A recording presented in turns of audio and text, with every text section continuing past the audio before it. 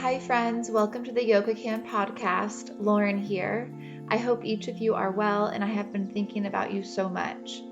Today is May 15th, 2020, and on today's episode, I sit down with Caitlin Lainer. She holds a master's degree in social work and teaches specialized trauma-informed yoga for survivors of domestic violence and sexual assault in Boise, Idaho. She is our first guest from Boise. Yay! Shout out to Boise yoga scene. Caitlin's intention when serving as a yoga guide is always to provide a safe and supported space for folks to explore, experiment, and investigate how various yoga forms feel in their bodies. Ultimately, her hope is that through listening to the unique language and wisdom of their bodies, people will explore their own innate capacity for healing, resilience, and transformation.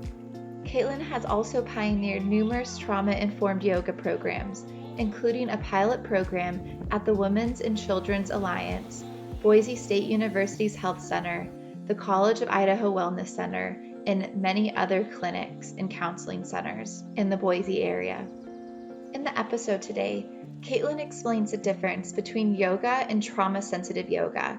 She goes into how to create a safe container for your students and the healing benefits of listening to the sensations of our own body. Caitlin shared a new term with me as well, post-traumatic growth, which encouraged me to open up and share my experience of growth being a sexual assault survivor. Caitlin talks to me about how yoga can be a natural antidote to trauma, and she goes into how we can utilize the window of tolerance to manage stress and anxiety, especially during the chronic trauma we are experiencing collectively with COVID-19. We also discuss comparative suffering and how, as a society, we struggle with discussing and looking at trauma. A disclaimer about this episode. This episode may trigger some individuals since we do talk about sexual assault and trauma, and I invite you to listen to this episode at your pace and listen to your body as you move through this episode. And please feel free to pause. I also wanted to let you know the Yogakane podcast has started a YouTube channel where you can watch my whole interview with Caitlin and see our faces. On the new Yogakane YouTube channel, you'll also find yoga classes, vlogs where I give you an intimate look into my life as I apply the lessons I've learned from the wonderful guests who have been on the show, and of course, full podcast episodes. Please go check out the channel.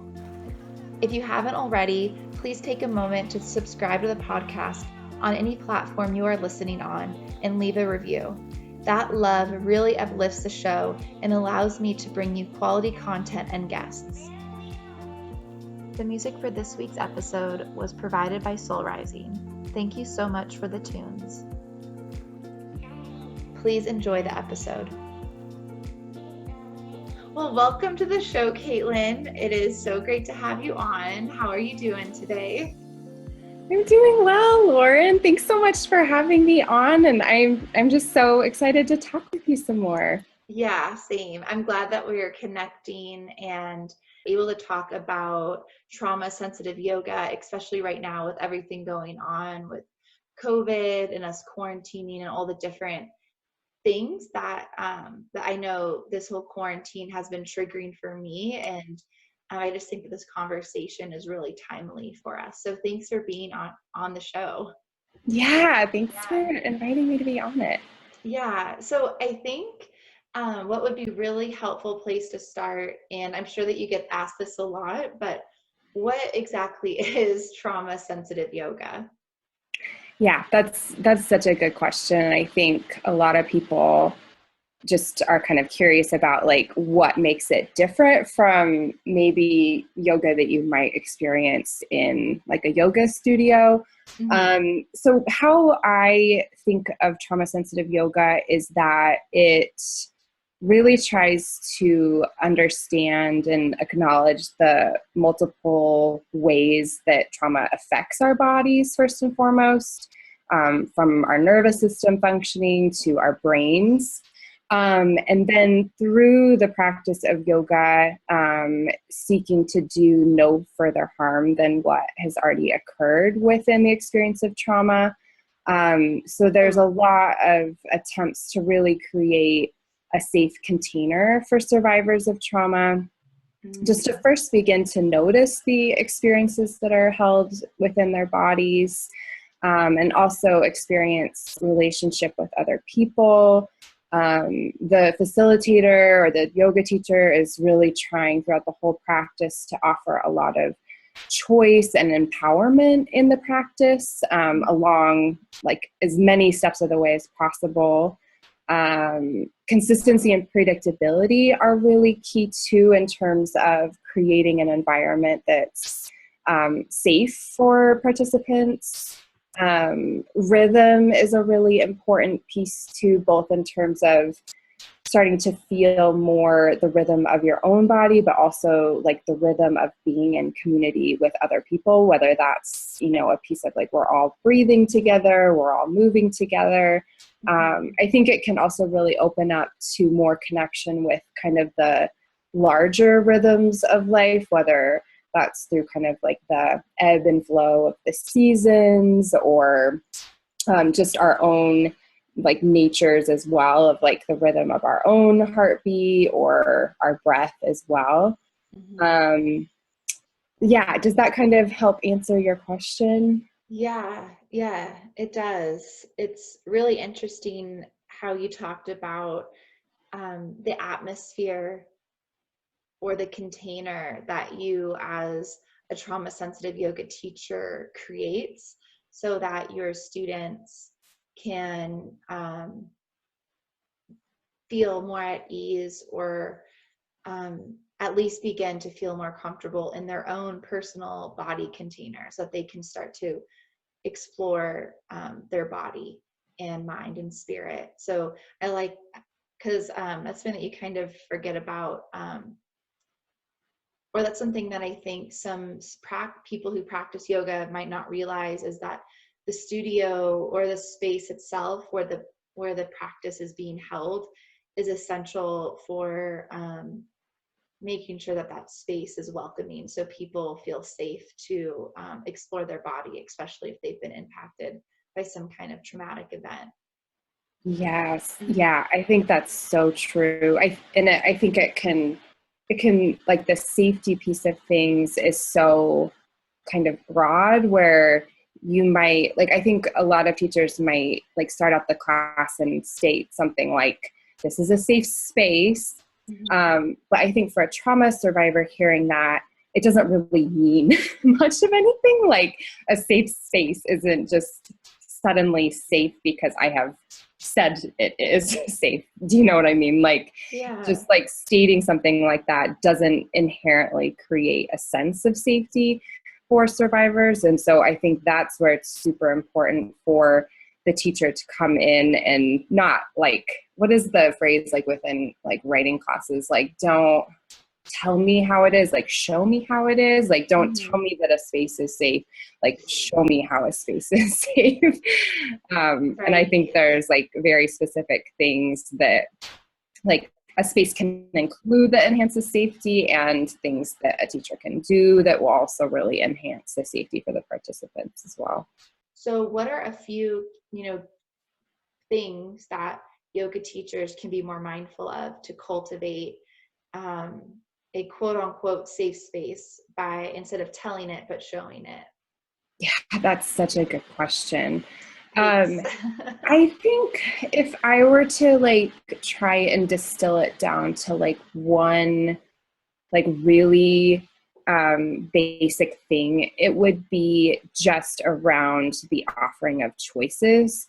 I think for people who have experienced trauma, just at that like foundational level of the experience of trauma, like the ability to make an autonomous choice was removed or taken away.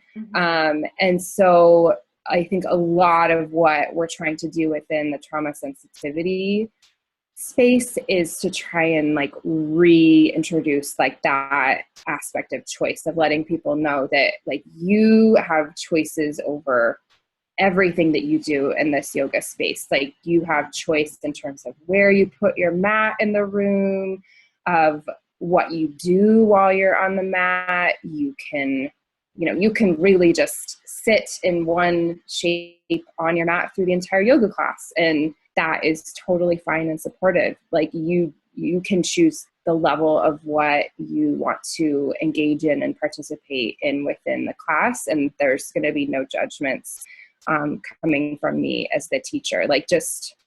I think throughout various phases along the class as well, of like continuing to offer like a couple of distinct choices. Like it doesn't mean you have to offer like 10 choices, because that gets to be way overwhelming, but like just a couple different options for people. So like they don't feel like, oh, I have to do this breath practice that you're offering, but I could also just pay attention to my natural rhythm of breathing. Or I could try this breath practice, and if it ends up not going well, like I can also back out of that and just return to my normal rhythm of breathing. So I think just the choice piece, just like taking that one kind of nugget of trauma sensitivity would go such a long way, I think, for like really helping to create a supportive space for trauma survivors. Yeah, I get that. It begins to support their own personal empowerment. Yeah. Claiming that, so that they know that it's their choice on what they do and how they move, and there's no judgment there. Yeah.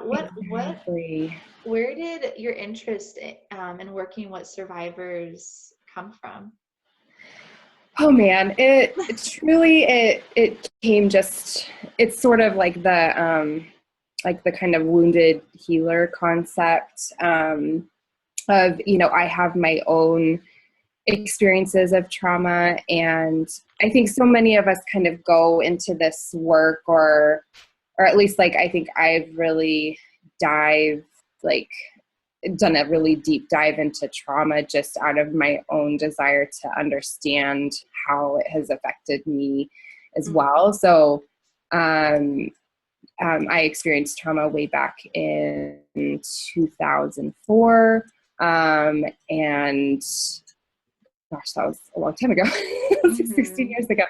But it's really been a long journey for me as well, in terms of learning, what healing practices work best for me. And then in turn, I think coming to, be able to offer those practices to other people as well. And I think a lot of the research there's been like research for sure on PTSD and trauma, but then like there's also a lot of research on post-traumatic growth as well, in terms of talking about like how do we kind of grow beyond our experiences of trauma. And I think for me, being able to offer the practice of yoga has been a really big growth process for me too. And I'm really grateful that I discovered yoga, and really grateful that I get to share the practice with other people too. I am as well. And I haven't heard of post-traumatic growth before. What's that?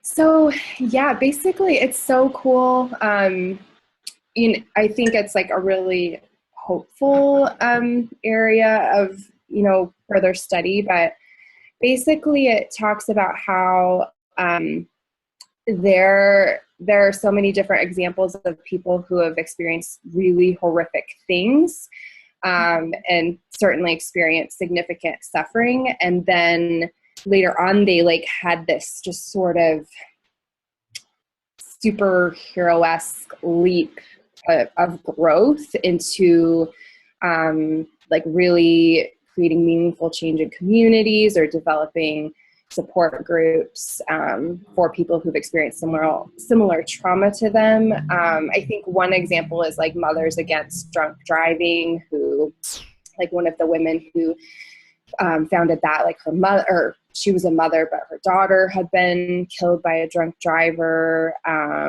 Just parents who lost children going on to form support groups for other parents who have lost children. I really look at this woman, Annika Lucas, who formed the prison yoga, wait, I'm trying to remember what it's called, prison liberation yoga group. She does a lot of work with incarcerated people. She experienced like just an absolute horrific childhood, being human trafficked in Belgium. I think there's just so many examples of, yes, I think we have to for sure acknowledge that trauma is a very damaging experience, but there's also a possibility for there being growth in really meaningful ways for people as well. Yeah, I do as well. Yeah, but the post-traumatic growth is something that um, now that there's a name for it, I'm really happy because it's something that I've been experiencing a lot lately. I was sexually assaulted when I was in high school, um, and also again when I was, I think it was like the summer, or I was almost involved in something the summer or something sometime in college, sometime summer between college years or from high school into college or something like that. And um, you know, because because what happened to me wasn't, full on like penetration, um, I I really did. It took me a while as I got older to talk about it or to process what happened. But the interesting thing is when I was younger after it happened, I I basically was not going to allow it. I was not going to allow myself to hold it in, to be solo, to carry this burden, to act like nothing happened because it was with a friend and it was close family friends as well. So that gets weird. But I just felt myself like the next day after it happened, or the few days after it happened, I was going to school and I was like, no, this is because in the car, I was literally thinking, I can either just, like, it wasn't a big deal, Lauren, just, let it go. And you can live with this. And then I was walking into class and I actually turned my butt around, walked into the counselor's office, and I just sat down and I told her what happened.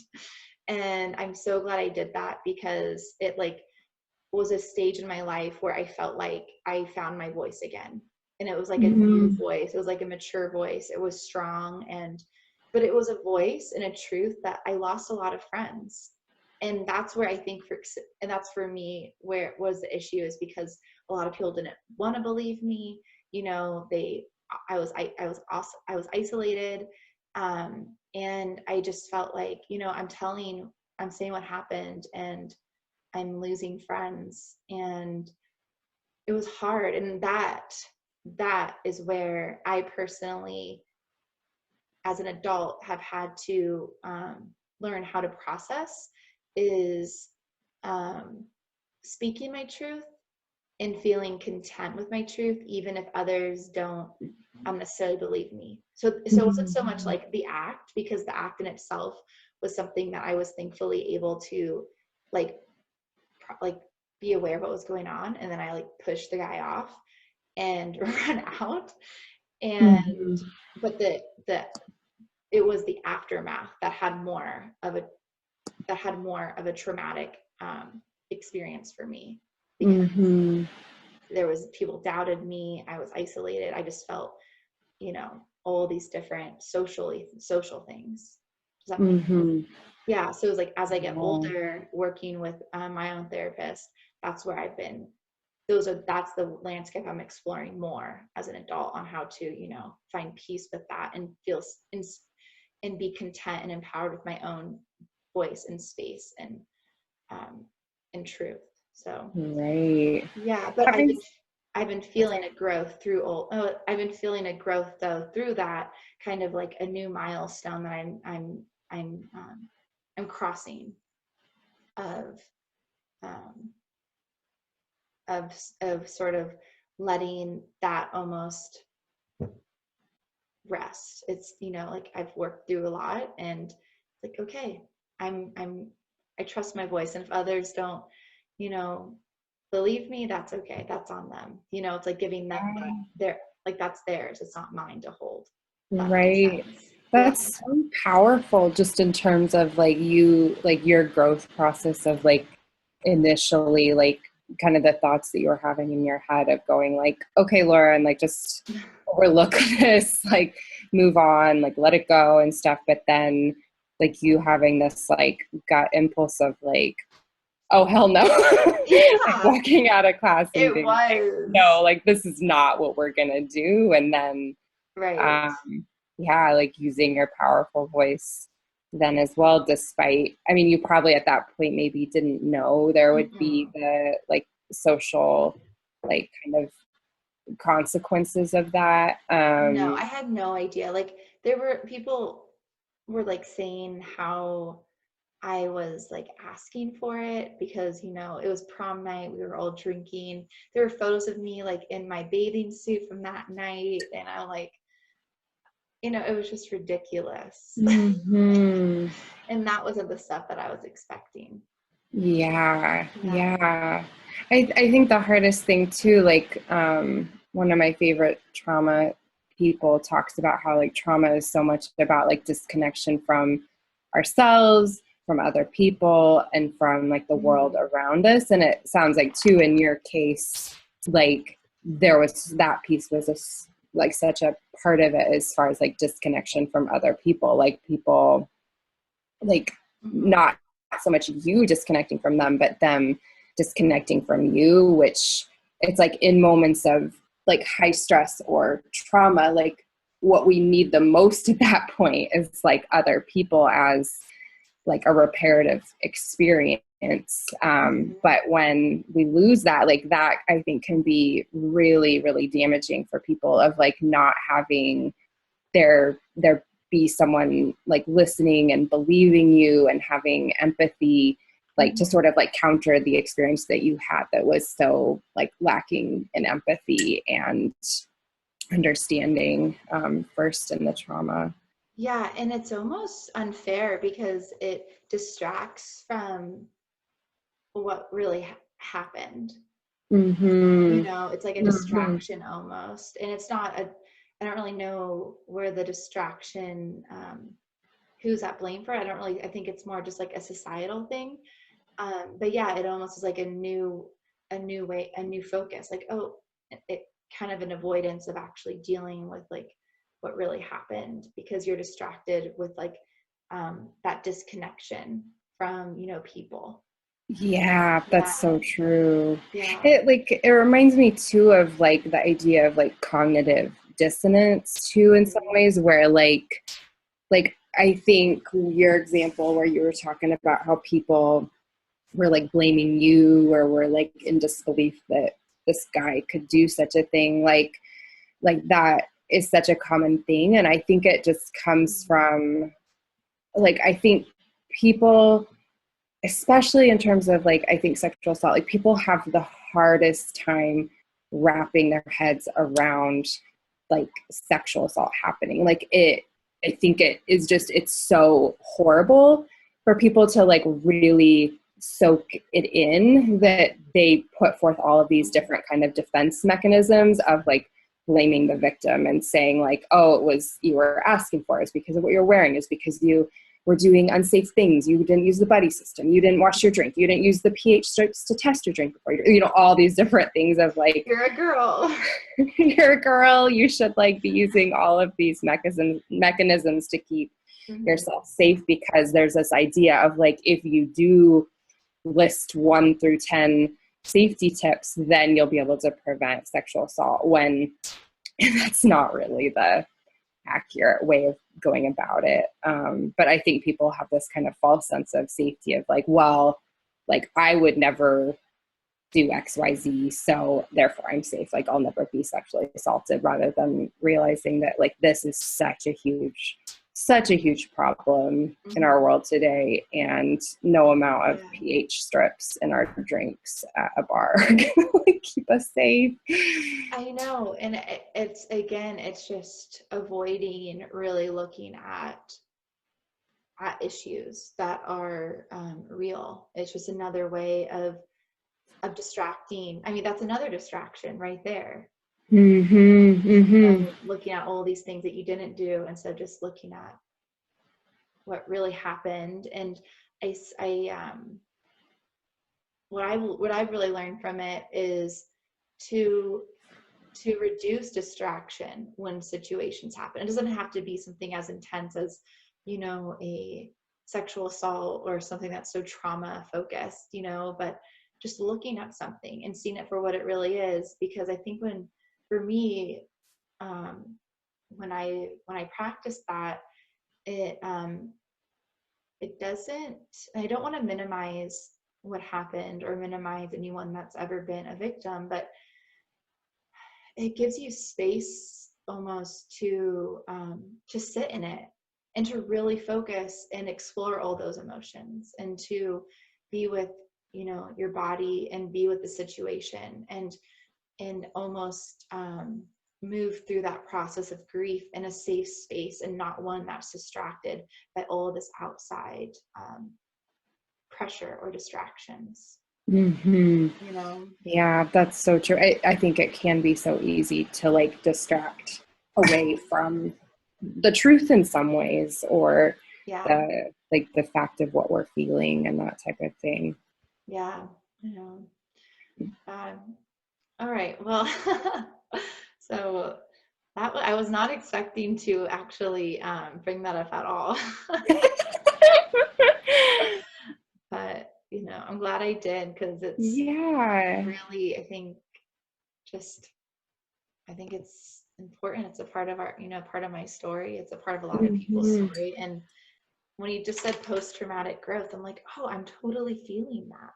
Yeah. Oh, that's so cool. I'm so glad it was like a new like concept, or I can send you some articles about it too. It's super, super cool stuff. Yeah, I would love that. And I'll probably send it over to my therapist as well, because I know that she would find that really interesting as well. Nice. Yeah. Yeah. Okay, so kind of shifting gears to talk about yoga more and its relationship to trauma. So, Caitlin, how does yoga holistically address the impacts of trauma? Oh yeah, I think this is such a cool question. So I think maybe I'll start with like one of my favorite quotes from Peter Levine. So he says, trauma is all about disconnection from ourselves, from people around us, and from the world.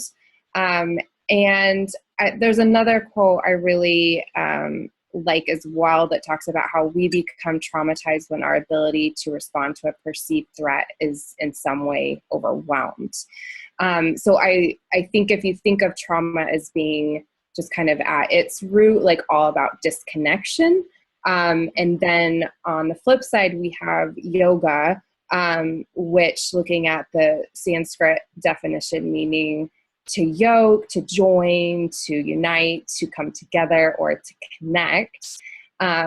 Really thinking about how like yoga is this ancient practice all about uniting mind, body, and spirit. And so I think it's just a really, natural antidote in a lot of ways to trauma.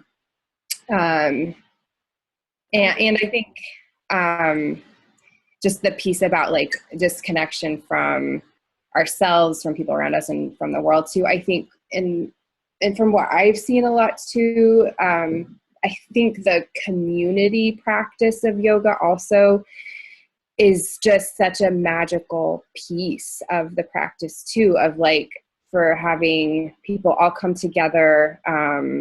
We don't spend time really in classes talking about our various experiences of trauma, but for everybody coming into the room knowing that we have this common experience of having experienced some sort of trauma, and then to just be all together in a room and breathing and just being together, I think is just such a healing experience for people as well.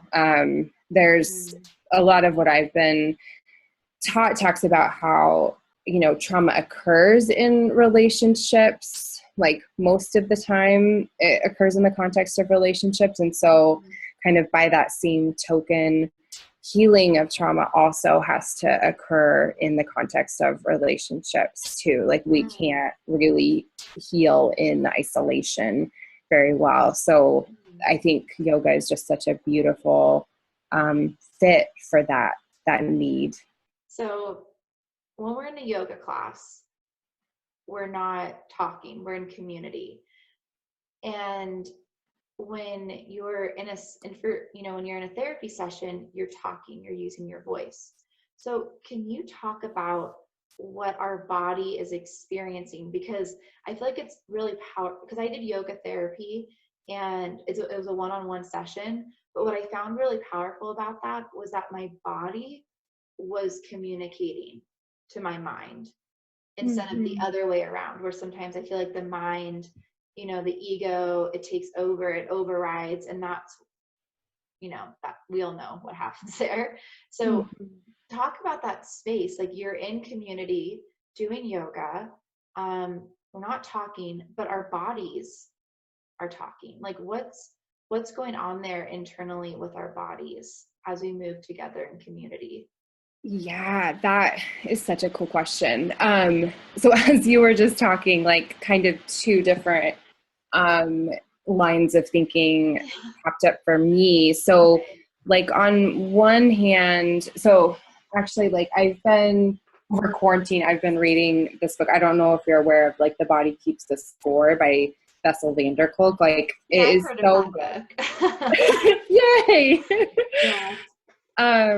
But he like right in the beginning, he talks a lot about how there's many different ways that we can process trauma. Like one is through like a top down, like brain down approach. And another way could be through body, like bottoms up approach.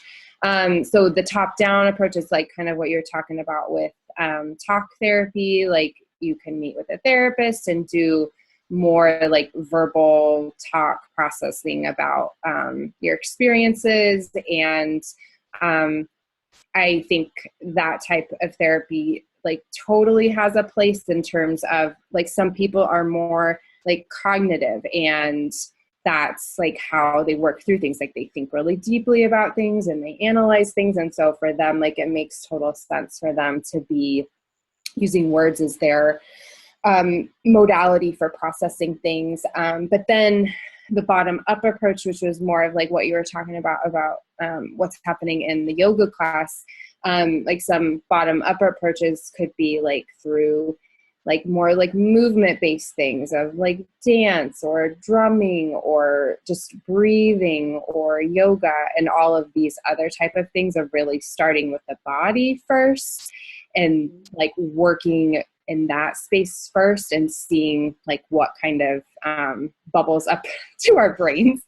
And I think it's interesting too in terms of like just neurobiology, in terms of how our bodies are affected by trauma, whether it's like our brains, sometimes like parts of our brains can really get shut off after the experience of trauma, like in terms of like the hippocampus and like the memory centers of our brains. So this is where sometimes like when rape survivors go in for various police questioning and stuff like that, like their memories may be sort of faulty or seem kind of faulty because they may remember different things. They may not remember things. Things might change as they are going through the interviewing process and stuff. And so they might be seen as being like unreliable witnesses. But part of it is just a matter of like their brain has been impacted by the trauma. So you can see, I think, in a lot of ways how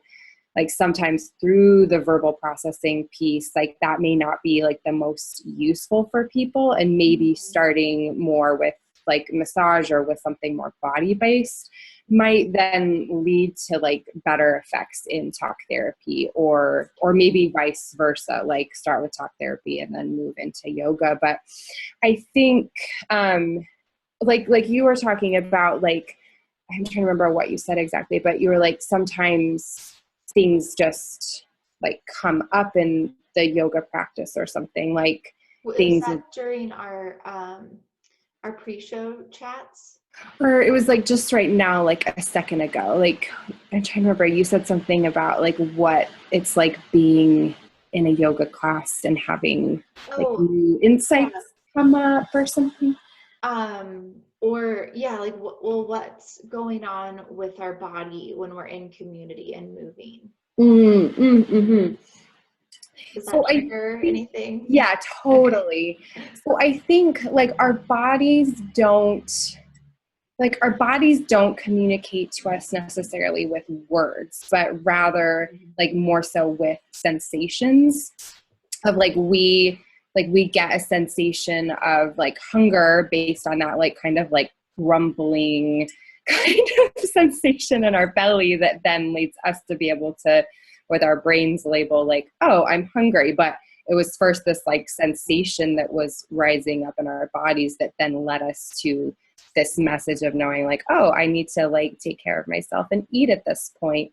And I think the same thing often is happening in yoga classes too, where we're getting these different like messages from our bodies that then can later on lead to greater insights that might translate off the yoga mat, which I think like some good examples that I've seen with different yoga students is like, and I think it kind of goes back to what we were talking about a minute ago, as far as like the choice-based thing of like students like making authentic choices for themselves in the yoga class and like advocating for themselves, or like choosing like as they're going through the class and like getting the sensation of like feeling like really exhausted and not wanting to go through like a more like rigorous flow, and deciding, I'm going to just take this opportunity to lay down and rest on my yoga mat. Like that sort of like self-advocacy of making good decisions to care for the body can then translate into more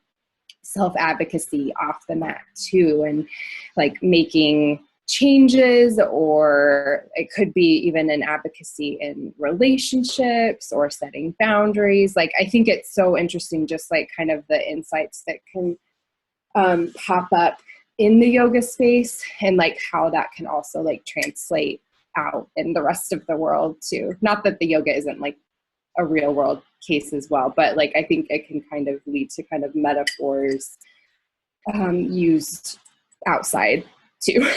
I do as well. I mean, I think personally for my own yoga journey, especially of lately, is how I treat myself on the mat is a reflection on how I treat myself off the mat. And I don't think, however, however many years ago, before I started learning more about yoga beyond just the asana, and really letting the sensations of the practice sink in, I wouldn't have thought that, if that makes sense. Yeah, that makes total sense. I thought that yoga was more about performance and about, a workout. And granted, there are places for that, depending on how I feel, my practice looks different every day. But it's when you get toe to toe with that edge, especially if that's related to a trauma incident. I've become, fortunately, more aware of my body and the different places of my body where I hold past traumas, and I've learned ways on how to, warm it up better, or, listen to it during the practice and create a relationship with it, so that instead of thinking of my right hip, because on my psoas is, my right psoas is just so tight, and it really messes with my hip. And so instead of thinking of that as like my weak side, my inner dialogue to that part of my body has just shifted to be more loving, compassionate, empowering, you know, caring for that right side.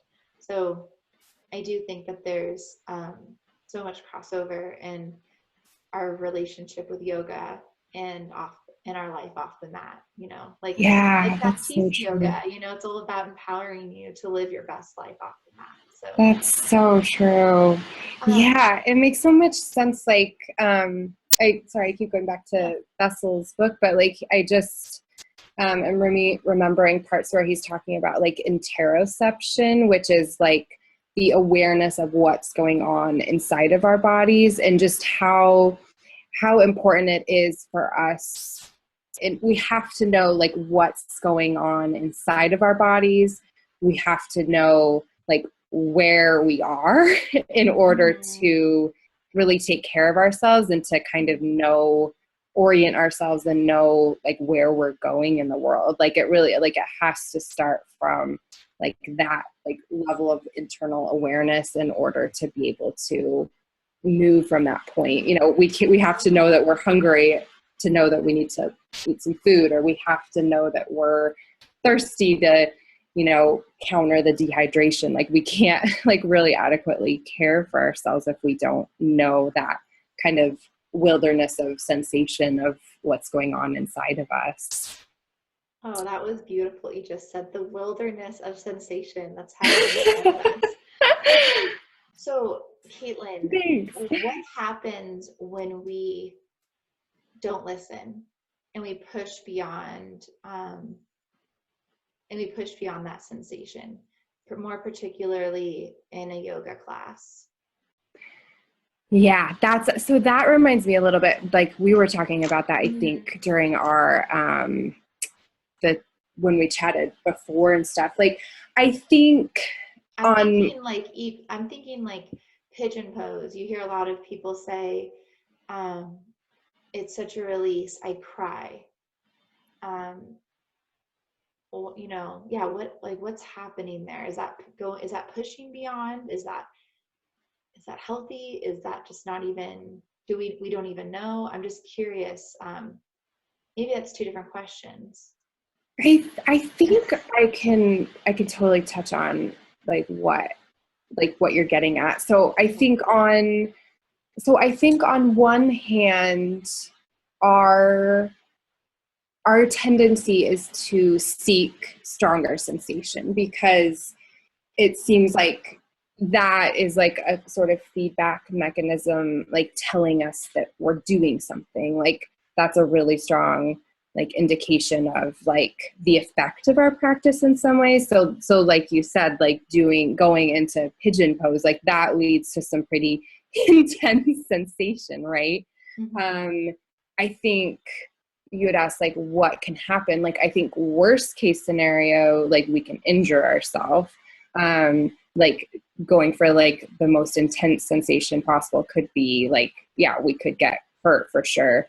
I think on the other hand too, like there's sort of like maybe a bit of shortcutting going on, I guess, in terms of like I think maybe it's part of our like Western medical model, but I think a lot of us really have a desire for there to be like a quick fix or something of like we go to the doctor and we want some meds that will fix whatever we're going through. And usually like we can probably get a pretty quick fix through that. And so I see sort of that same model getting transferred into the yoga space too, where we're going to yoga and we're like expecting there to be a quick fix to solve whatever ails us or whatever suffering we're experiencing. And so I think the intense sensation might be part of that too, of like, oh, I'm feeling something intensely, so that must indicate to me that it's working or it's doing its job.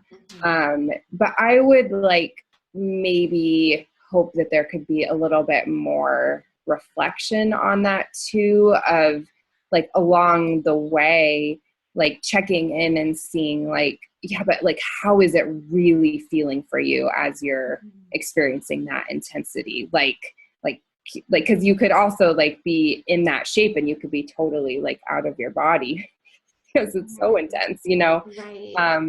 And I Not think in a good way. and not in a good way. Yeah. You've like kind of taken a detour just because it's not super functional in some ways.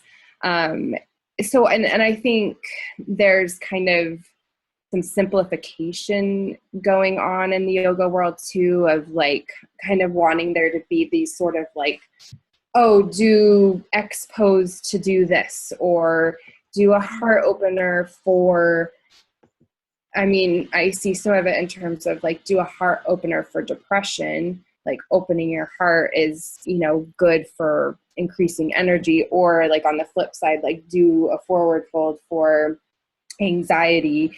And I think like, I mean, my personal opinion is we're getting into real dangerous territory if we're getting really prescriptive in our approaches of like, do 10 forward folds and then your anxiety will be fixed. Because I've seen so many cases where it like yoga just can't be a one size fits all process for people of like I mean, I enjoy child's pose most of the time, but for some people that pose is so not fun. Or like even for, I'm trying to think, and especially with child's pose too, like we use that so much as like a resting pose too, of like take a child's pose if like these sun salutations are like too much or whatnot. So like kind of trying to get out of this prescriptive thinking of like, do this pose or that pose for this ailment, but thinking of it more as like, what is the experience like for you as you're exploring these different poses, and just like adding a little bit of curiosity to these experiences, and seeing how they feel in your body, because I think that's kind of your safety piece of if you are able to really be monitoring and in that like interoceptive space of like what's going on in your inner body experience, probably a lot of sensation will come up along the way, and you won't have to go to these really extreme poses to get that intense sensation. Like there's not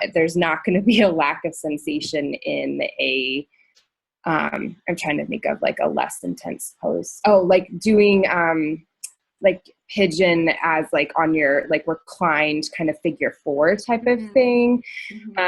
Like there's still like so much going on there. Even if you're not going to like an extreme of like the kind of conventional pigeon or something too. So I think just giving people options and using language as a teacher to invite them to notice different things, I think will yield just a lot of introspection, I think, along the way, so that there isn't quite such an intensity seeking process. And I don't know, did that make sense at all? yeah. Oh, I mean, that's what I love about these chats, is that it gets me talking to people about things that I've been reflecting on as well, you know, because just to take it, what you just said is that it also, on the flip side, someone's like, I'm not feeling anything. I should be feeling something. And I think that's something in our society where there's so much disconnect, where, you know, it's like we see all these people who are doing these certain activities and they're thriving, but you're doing it and you're not thriving. So, you know, it's not that one size fits all. It's, you know, you're doing a forward fold and you're getting, or you know, you're feeling better, you know, you're finding your breath, your anxiety is softening, but someone else is in that pose and they are freaking the F out. You know, and they're like, why is this happening for me? And yeah, what's and then another thing that you said that I really liked was just about getting people to get more introspective and curious about the sensations. because I think that just empowers the students to be their own teacher. And that's Mm-hmm. ultimately my goal. That's my goal with the podcast, is to empower the listeners to become their own teachers and, to feel free on their mat. Like, that mat is their space. I could be leading a class, but if they need something different, like, by all means, just go there. Yeah, exactly. Yeah. That's, I think, what you said at the beginning too, of like, people can be experiencing such vastly different things in poses too. Mm-hmm. And like also holding space for like that, potentially that like numbness or neutrality or like lack of sensation too, of like perhaps us as teachers not being like, oh, like when you do this forward fold, your anxiety will decrease. Like, because think about like that person who's in the forward fold, whose like anxiety is like actually not decreasing. It's like going way up, and they're kind of having a moment of like maybe questioning their own body experience, and going like, am I doing this wrong? Like my anxiety should be decreasing, but it's not. So I think for us as teachers too, the languaging of piece two, of like not having like a predictive approach of like, this pose will feel like this for you, Oh, but cool. Yeah. more of like inviting like, what are you noticing while you're in this pose? So it's not, there's not going to be so much like judgment coming in along the way of like, well, I'm not experiencing what my teacher told me most people experience, or what I should be experiencing, or what this pose is good for. Because I think that can be so like invalidating to people It's when it's distracting too. matching. That's so Because, true. like, So you're doing distracting. this and you're like, why? And it gets you out of your breath. I think that's also, with like adjustments, or even how pose should look. People see how it should look, and then it's distracting. Like, oh, why am I not getting there? I should be getting there. And it's like, just where Right. you're at, just explore that space. And Exactly. it's almost like what you were saying with instead of going like that tendency to seek a stronger sensation is a way for us to get feedback. I challenge the listeners. My last episode, I know this is a trauma sensitive yoga episode, so that might not be the most appropriate thing to say. I challenge you. I Oh, you're invite, funny. how is this, Caitlin? I invite the listeners Oh, that's is that beautiful. better? I invite the Lovely. listeners to pull back from their edge instead of going toe to toe with the edge of sensation. Go to that first degree of feeling a sensation and just let your breath explore it. Instead of the body explore it, like, let the breath explore it and be curious about what happens instead of having the body get into it. Oh, that's so cool. Yeah. Let us I know how that love goes. that. Yeah, like start out like coming into the pose, but then like use the breath as sort of your main exploration tool of Mm-hmm. the pose. Yeah, that is so cool. Yeah, first the shape and then the breath. Mm-hmm. Oh, I love that.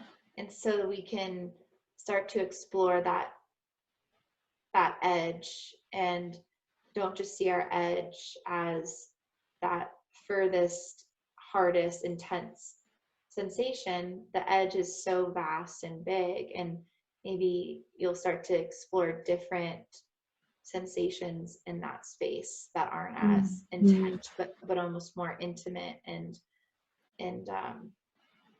softer. Yeah. I know Oh, I that's so have. cool. I love it. That's so cool. Well, let us know, listeners, if you if you do that. I would love to hear your experience if you want to share. So, with that said, this actually kind of goes well into the next question. Um, Measuring trauma, what happens in our body and mind when we compare it to someone else. Because I know, and I'm sure everyone else has heard. I even said it earlier. It wasn't as bad, or it's not as hard, it's not as sad as what someone else has experienced. It's almost, are almost minimizing your experience. does that limit or minimize our healing, Caitlin? Yeah, I think this is such a great question. And it really, it brought up for me, I listened to this podcast by Brene Brown. Like, I didn't know that she had a podcast until a friend shared it with me, but she had an episode, it was back in March, I believe, kind of at the beginning of quarantine and everything. And she was talking about comparative suffering and shame. And part of what she was saying was that, well, and I guess I'll connect it to right now with like our stay-at-home orders and social distancing and just all that's going on with COVID right now. But the basic idea was that, like, you know, here I am in quarantine. I'm a high school senior and my, you know, graduation was canceled, and that really sucks. Like, I'm really disappointed. But then sometimes we can have this experience of like then comparing our suffering, like my graduation was canceled, to someone has COVID and they're dying, or someone lost someone close to them to COVID and they're dying, or someone's business was totally shuttered and closed because of COVID. Like, we can have this way of like sort of invalidating our suffering because, oh, well, my graduation getting canceled isn't as bad as what someone else is going through. And I think we can do the same maybe with trauma too, where we can go, well, I experienced sexual assault, but it wasn't as bad as this other person's experience of sexual assault or something. And I think the problem with like this comparative suffering idea is that, you know, my suffering still occurred, or my suffering is still occurring in some ways. And so when I do that comparative piece, like, that doesn't mean that my suffering goes away. Like, it's still going on. But then I'm also like introducing some shame into the mix, because I'm saying like, I shouldn't feel so bad about my own suffering because someone has it worse. And like Brene like talks so much about how like shame is such a debilitating emotion in so many ways, because when we are feeling shame, like our focus goes inwards. We're not able to think or consider other people's experiences. We're not able to really offer empathy for other people's experiences. And so I think it's so important for us to acknowledge that no matter, like, there's no ranking of suffering, there's no ranking of trauma, like, but just really starting with the idea that like we have to like acknowledge and validate our own experiences of trauma, regardless of like anyone else's experiences of trauma. I think like it's like our trauma isn't going to go away just because it wasn't as bad as someone else's.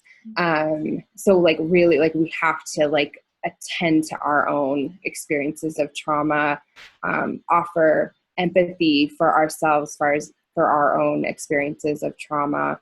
And like, I think another thing Brene talks about too, she says empathy is the antidote to shame, secrecy, silence, and judgment. Like, shame cannot survive in an environment where there's empathy. So really starting out with that empathy towards ourselves, like almost like we would for a small child, like, you know, really saying like what you experienced trauma wise, like it wasn't fair. It wasn't okay. Like, it was terrible. We're suffering. Yeah, exactly. Where it's really common to this whole process of the comparative suffering is it doesn't validate our experience. And I think that prolongs the process of healing. Yeah. And it kind of prolongs the connection of maybe where it's at in our body or in our mind or wherever it lays. And it just, which for me, you know, I've been really working on this and also on not prolonging that, because life is too short. But society, it's very common for there to be you know, this comparative suffering and to almost minimize what happened and move on. And, it's like, it wasn't that bad, move on, but it's like, it's actually, it was bad. You stop, you rear-ended someone and, move through that, heal through that. You'll come out a lot more clear and stronger and just more aware afterwards than if you just kind of blow past that process and limit it.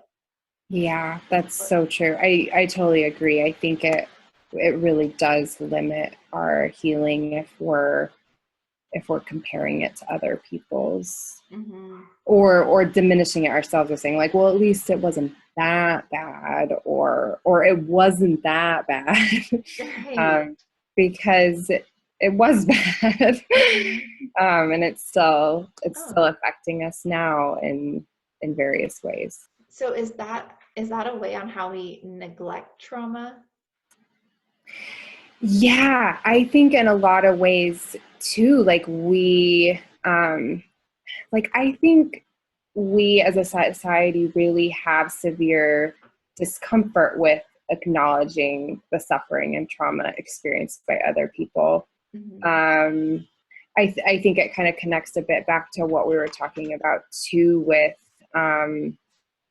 just that kind of cognitive dissonance piece, with people not really fully embracing the experience of sexual assault in our society as well. Another book I would probably recommend too, I just read it around Christmas time, is Chanel Miller's book, Know My Name. She was the woman who was sexually assaulted by Brock Turner, that Stanford swimmer in California.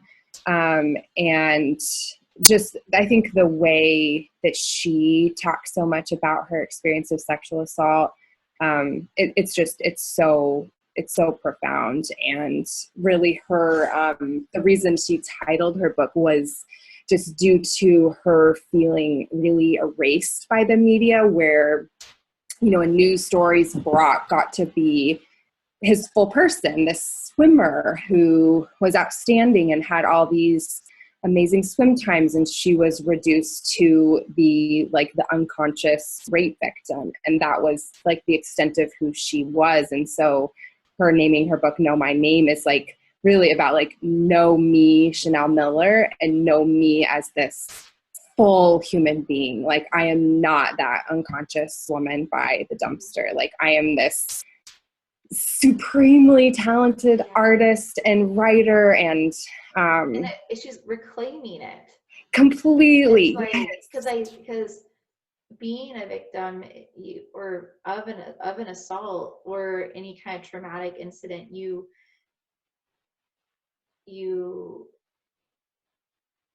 do, because society or your community of friends or whoever, it's like a lump, that's just what's going on, that's who you are, and it's easy to go with that storyline. And that's so powerful. Know my name, that's just her bringing herself to life again and working through it and healing and bringing all of herself there. And exactly. One element. Exactly. Yeah. I loved how you used like the word reclaim too. Like, I think, yeah, so much of like a part of the healing process is like that reclamation process too, of like, this awful thing happened to me, but I'm so much more than that awful event or events, dependingly, which it's so, her book, I think it is such a good thesis, like dissertation on sexual assault in our country and the legal process, and being a woman, for her being a woman, an Asian American, being a minority. It's just, I feel like it should be just like required reading for everybody. I think especially for like, I think mental health professionals who work with sexual assault survivors, or, nurses, people on college campuses. Like, I think they're definitely police officers. There are definitely some demographics who I think would benefit. Well, I need some summer reading before I start law school, so I think I might pick that up. Oh my gosh, yes. It could be pretty insightful for me. Definitely. Yeah. I would say too, for you too, as a sexual assault survivor too, like, I would say my only recommendation would be just to like take care of yourself as you're reading it too, because it definitely may be triggering your past experiences, and take your time reading it. Like, you don't have to speed read it. It's not a one day beach burn book. You know, you just like read like 300 pages in like one sitting. You're like, how did I finish this book? How did I do that? It's like, it's so good. Like, and her writing is just Pulitzer Prize winning. Like, I think she's going to get awards for it. It's just so well written. You could probably easily, blow through it, but just take care of yourself as you're. No, that's really important though, because especially kind of, you know, having so much space between what happened to me, you know, in my younger years and now, like you said, yours was 2004. Like, you know, it is a lot of time, and you know, you grow, there's space, you know, you've grown flowers and life between that space. And it is important to be mindful of our foundation, so that when we do encounter triggers, to be mindful of what our window of tolerance is, so we don't pop off or go downstream and get really low, you know. Yeah. Totally. Stay in the window. Stay in the window. Stay in your window. So with COVID-19, this is a pretty traumatic experience, what we're going through right now, right, Caitlin, with the pandemic and all the uncertainty. And it's a landscape that is just constantly changing. Is there a mental risk of people developing post-traumatic stress or trauma disorder? Yeah, so my thought on this is that, like, for sure, COVID is a collective trauma experience. However, I wouldn't say that that means that everyone will develop PTSD due to it. My guess is that a percentage of people may develop a trauma disorder due to COVID. I think the stats that I was aware of prior to COVID estimated that like 90% of the population had been exposed to some form of a traumatic event, but of those people, about 8 to 20% actually do develop a trauma disorder like PTSD. So I wouldn't say it's not a death sentence. Like, we're going to have a population where every single person develops PTSD. But I think it's definitely possible that probably a smaller percentage of the population will. And I think like part of it is just due to, I guess maybe let's think a little bit more about like what's making this experience so traumatic. I think on like one side of the thing, there's the reality that this virus creates a risk to life. Like we're face to face with our mortality in a lot of ways. It just because we catch the virus again doesn't mean that we will die, but like there is that possibility. And I think the scary part of that is that, you know, every aspect of our life then is sort of at risk, whether that's in terms of like going to the grocery store or going to work, like every aspect of our life is so influenced in that way. I think the other piece too is that there's the risk to our family and friends, like potentially catching it. So this fundamental piece I think that is to trauma is that we're being face to face with the potential of loss of life, which is like so scary and so overwhelming to us. in trauma, we talk a lot about how like there are chronic traumatic experiences versus acute traumatic experiences.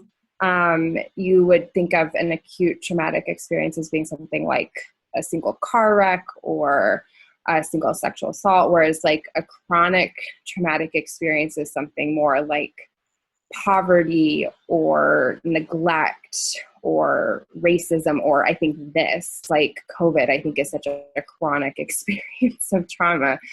I think the other piece about COVID is the isolation piece, where like, it's like we're becoming so distrustful of other people. Like, well, there's like, it's isolating, meaning like we're having to physically distance ourselves from other people. So, you know, we're all like holed up. But then there's the other piece too, where like, we don't know if our friends have been exposed to COVID. Like, there's just so much distrust for other people that we typically love and trust and care about. But now there's this virus that's like kind of in our brains as well, that's leading us to like really be concerned about whether someone is contaminated. Or if they're practicing safe habits. Yeah. I know that I've been definitely experiencing that. I think, you know, questioning people. Totally. And I think that comes back to like just to the fear, like there's just so much fear going on too, that I think it's leading people to do so many funky things. Like, there's fear and there's also scarcity too, right? Like, where we're worried that, and lack of control. I think that kind of stems from that. You know, we're so used to having so much control over our life, over so many elements of our lives, that has now been out of control. And fear, like those things like fear, that's comes from lack of control, right? Yeah, I think for sure. Right. And I think that's like a trauma piece too, of like us not being in control of things. Like, we really can't control the virus. Like, what we can control is like pretty limited. Like, we can control our physical distancing, we can wear a mask, we can wash our hands, like we can do like the things within our own bubble, but there's so many pieces that are out of our control. Like, we can't force strangers to wear masks. We can't force people to wash their hands, maybe outside of our own family and friends. And we can't control the piece too of like knowing like when we'll go back to work, or, you know, when will this all end? When will it be safe to resume? Well, and who knows what normal will even look like. That's another part of it too. Yeah. When you said chronic and acute, chronic and acute trauma, can you explain the difference of those a little bit more, and how that and how each of them impacts our mind and body? So I think of maybe a way to think about acute as being like there's a distinct beginning and end to it. Like maybe we could take the car wreck piece for an example of like, there was like a beginning, or there was a start to when the car wreck happened, of like maybe the car was like turning into you and you crashed into it. And then there was an ending to that wreck. Like, and so then you could look at it maybe in retrospect and you could see like, okay, that event has completed, like that event is over. Okay. The chronic piece of things is that what I think makes it so hard is there's no distinct beginning and end to it typically. Maybe if you're looking at child neglect, like perhaps you could say there's an end to it because the child has grown up and they're no longer living with the abusive parent anymore. But while that child was in it, like there was so much like unpredictability and lack of control, and, you know, not knowing if needs would be met today or tomorrow, that like led to so much uncertainty. And I think right now, as we're in this as well, like we have no idea, like it's not something like that's had a beginning and end and we're done, but it's been this like month-long process that's been like more so ongoing, and similar to like experiences of like racism with that too. Like it's like for people of color, Right. there's just this like constant underlying fear of, you know, not knowing when someone is going to do something to harm you or say something to harm you. And so I think there's that, like, there's more of like a lack of predictability and consistency in the chronic side of things than like an acute. Like the acute happens and then it's over, versus the chronic is like this, just like, maybe low lying or medium lying level of stress, but constantly. Mm-hmm. Thanks for explaining that, Caitlin. Yeah. Does that make a little more It sense? does. And I think that kind of helps as well. Kind of going back to when we were talking about how we measure trauma. And when we say, you know, it wasn't as bad as someone else. And my therapist, which her big intention with me when we started out was, she's like, I want to educate you so that you are aware of what's happening, not just, you know, having you talk about what's happening, but I want you to be aware, because I'm a curious person. I like to analyze things and know the fundamentals. And so and I think that that's helpful as well, to our society, if we can be more aware of a chronic trauma and acute trauma, so that instead of minimizing your trauma, you can just see it's an acute trauma. This, you know, is what happened, and not necessarily compare it to a chronic trauma, because that's not really comparable, but just, again, expanding our own education and awareness around trauma so that we stop like submerging it and drowning it and just let it come up, so we can deal with it and move on collectively as a more conscious, you know, humanity about it. Yeah, I think that's such a great idea too, of like the more that we can maybe not as like categorize things, but just be able to like have that education of knowing maybe where something falls in, and know that that's a valid experience. Know it's a valid experience, or know that it's like a thing. I think a lot of times where we minimize is where we think that it's not a big deal. Yeah. Like that minimizing piece is, I think, can be so damaging. Yeah. Okay, so with all of this said, I'm really curious, Caitlin, about some ways that we can balance our bodies after we experience some kind of trauma. And I know right now we're in a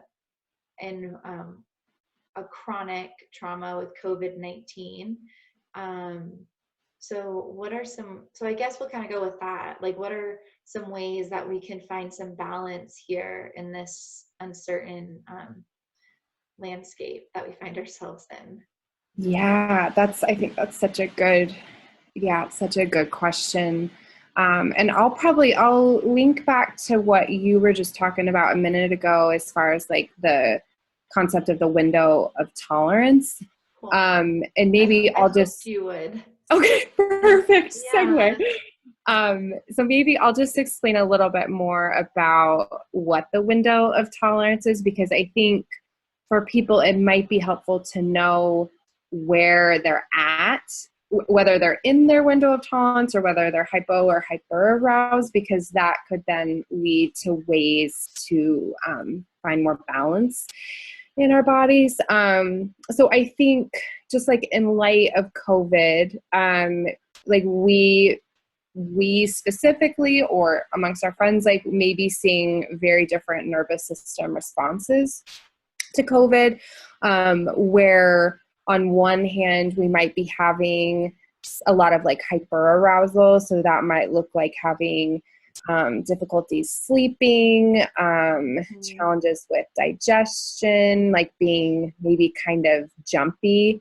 And this is just due to our bodies being really activated, and they're in a space of like being ready to like try and run away or fight or run away from this danger that's befallen us of COVID. Or so you could think of like the window as being here, and then like up above that would be the hyper arousal spot.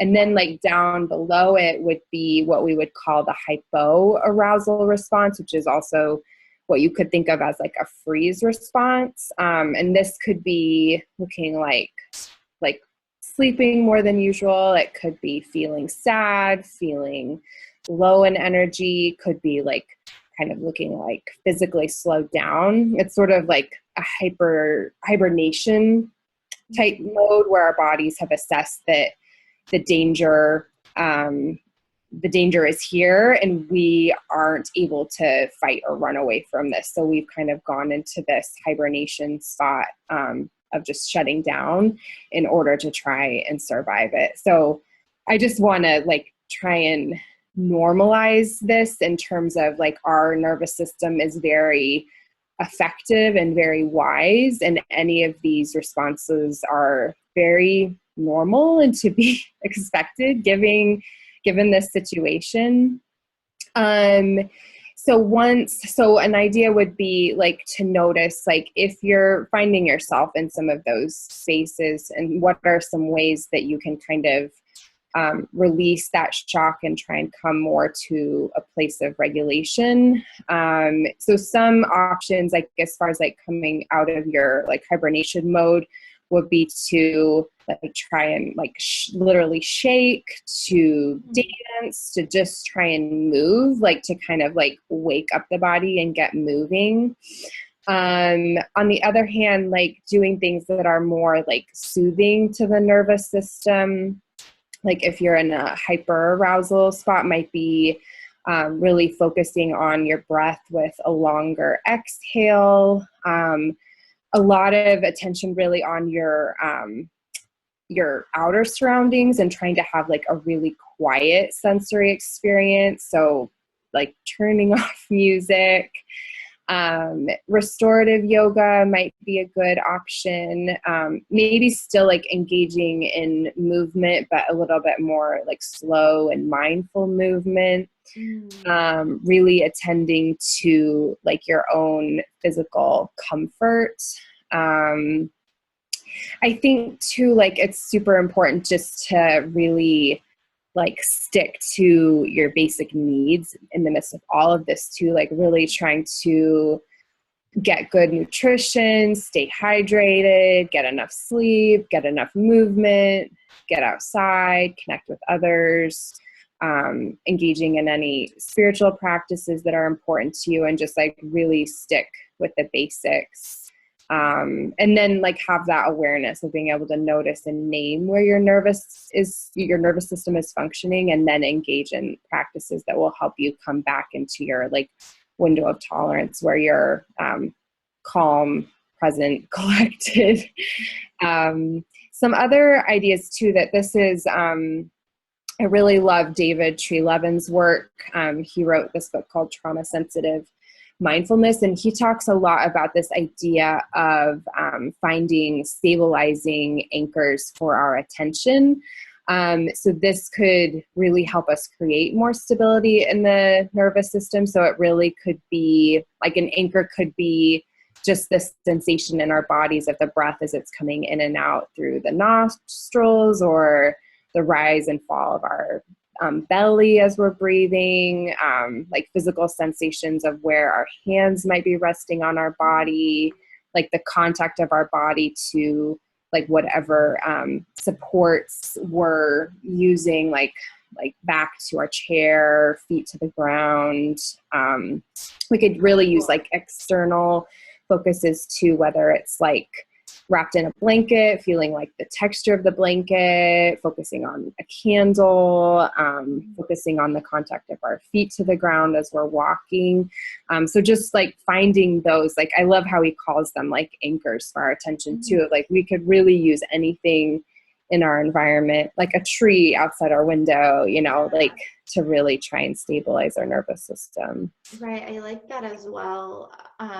In the last episode with Pamela Higley, which she talked about COVID-19 through an Ayurvedic lens. Oh, cool. And, yeah, it was really interesting. And she touched a lot on anxiety and stress reduction. And one of her anchors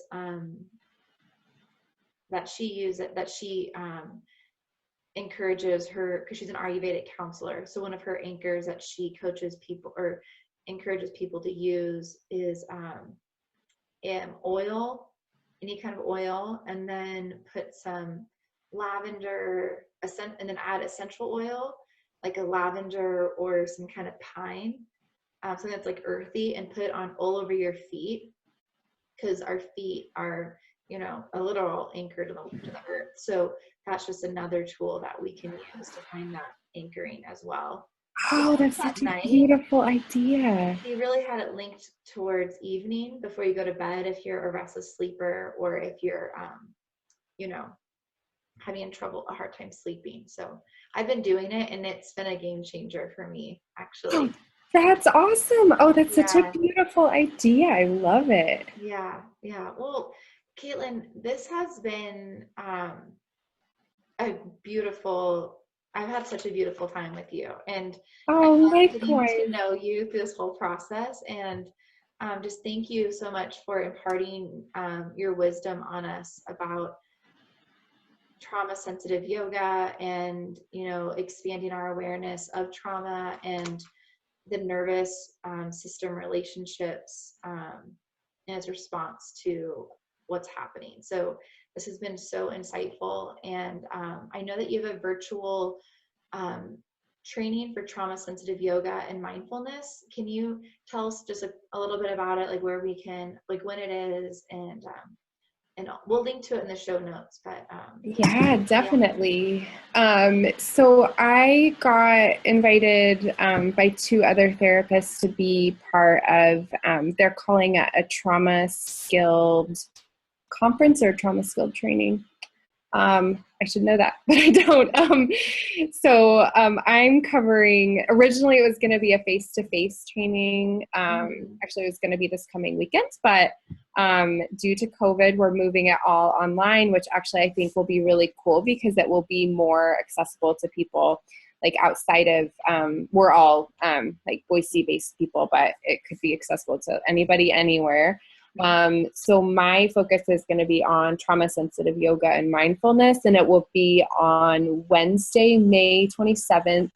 And it's going to be from 5 to 8 p.m. and that's all in Mountain Time. Okay. That's good to know. That's probably key if you're tuning in like you are for Pacific Time. And the cost of my workshop is $89, just if you wanted to just do my section of it. And it will all be through Zoom. And I'm going to have it be like a combination of like practical, like we'll do some actual like practices, but then I'll also be talking a little bit more about like trauma-informed care and that type of thing too. So I'll send you the link for that, Lauren, if you want to put it where it goes. I'm not sure what that is. Show notes. That's in the show notes. Yeah. Perfect. Well, thank you so much, Caitlin, for being on the Yogakane podcast, and namaste. Thank you for listening. If you enjoyed this episode, please show the podcast some love by subscribing to whichever platform you're listening on and leave a review or rating. Also, please show Caitlin some love as well. Until next time, I send you my prayers of peace and health as we move through this time together. Shanti peace to you and your household.